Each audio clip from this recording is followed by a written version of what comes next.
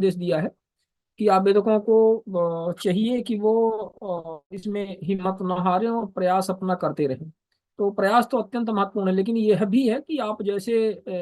जो कर्मठ सूचना आयुक्त भी होने चाहिए जो उस प्रयास की वैल्यू करें। और जिस प्रकार से आपने उसकी वैल्यू की है, हर एक आवेदक की, किसी विशेष आवेदक की नहीं, क्योंकि आपके निर्णय डाइवर्सिटी में और बहुत वैरायटी में रहे हैं और सबके लिए हर क्षेत्र में रहे हैं। जब आपको प्रभार मिला अन्य जिलों और संभाग का, तब भी आपने बहुत जबरदस्त तरीके से इस तरह से काम आपने किए।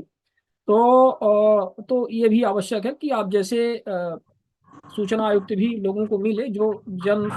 ऐसी जनता के पक्ष में निर्णय लेने वाले और इस तरह से हों जो उस व्यवस्था को दृढ़ दृढ़ करने में और मजबूत बनाने में अपना महत्वपूर्ण योगदान दे सकें। आपने चर्चा की, आपके दो और महत्वपूर्ण निर्णय हम याद दिलवा देते हैं साथ, चूंकि इतने सारे निर्णय हैं तो खैर आपने कुछ ही निर्णयों की बात करी, और भी बहुत सारे निर्णय आपके हैं। लेकिन शायद आपका एक एक दो महत्वपूर्ण निर्णय ये भी है, आपने धारा 4 का जो सेक्शन 4 का जो वायोलेशन होता था सूचना आयोग मतलब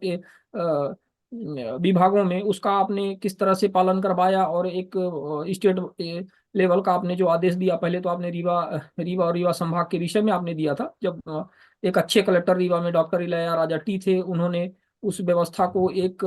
जिस तरह से आपने कर्मठता से वहां पर उस निर्णय को दिया, उसी तरह से कर्मठता से डॉक्टर इलैया राजा टी ने विधिवत टीएल मीटिंग लेकर के उसको यहाँ पे लागू करवाया। तो उनको भी हम बहुत धन्यवाद देते हैं कि ऐसे कलेक्टर कम ही होते हैं। तो उन्होंने लागू करवाया, जबलपुर में भी थे, उनको भी आपने मैसेज किया था तब जब आपने पूरे स्टेट वाइज जिसका किया। तो ये भी आपका एक बहुत महत्वपूर्ण निर्णय रहा है। इसके साथ में आपका भी हाल ही में जो सहकारिता विभाग को लेकर के निर्णय है, जिसकी चर्चा अभी चल ही रही है, निरंतर चल रही है, क्योंकि ये बहुत बड़ा निर्णय है। क्योंकि सहकारी समितियां, सहकारिता विभाग, कोऑपरेटिव सोसाइटीज, ये एक ऐसा था कि मतलब इसको टच करना मतलब एक तरह से किसी का बहुत एक हिडन ट्रेजर, मतलब कहाँ आप हाथ लगा दें जिससे लोगों का वो दुखती रग कहाँ दुख जाए, किस तरह से उनको और उसको संभाल पाना, ये बहुत मुश्किल मुश्किल था। क्योंकि सहकारिता विभाग तो एक ऐसा था जहाँ लगता है कोई घुस ही नहीं सकता था, और उनका कुछ वही घिसा पिटा हमेशा जवाब रहता कि हम सहकारी समितियां हैं, हम आरटीआई के दायरे में नहीं आते हैं, फलाना डिगाना, इस तरह से बहुत सारे वो नियम कायदे अपने बताते थे। तो उसको आपने अभी आरटीआई के दायरे में लाया, वो भी एक आपका बहुत महत्वपूर्ण निर्णय है, जो जैसा कि हमने कहा कि भी चर्चा में ही चल रहा है। साथ में आप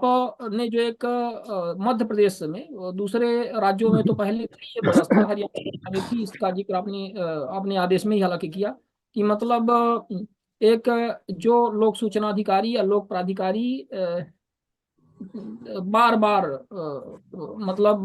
नोटिस, एससीएन सो का जो नोटिस शामिल होने के बावजूद भी उपस्थित नहीं हो पा रहे हैं, तो उनके लिए आपने व्यवस्था रखी कि भाई उनके लिए आपने सीपीसी जो सिविल प्रक्रिया संहिता की जो आपकी पावर है, और आरटीआई में सेक्शन 18 और 19 में जो आपकी पावर है, उसका आपने भरपूर अच्छे से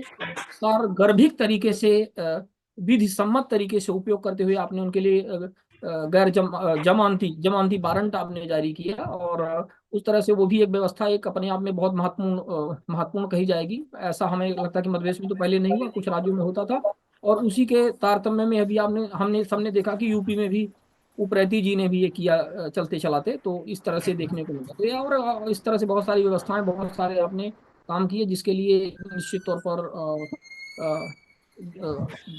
मतलब ये लैंडमार्क सब डिसीजन इस तरह से हैं। तो सर, इसमें अभी वीरेंद्र कुमार ठक्कर साहब ने हैंड रेस किया और शायद कुछ कहना चाह रहे हैं, तो वीरेंद्र कुमार ठक्कर जी को सुन लिया जाए। हाँ जी, हाँ जी, ठक्कर साहब को। जी जी, वीरेंद्र जी प्लीज।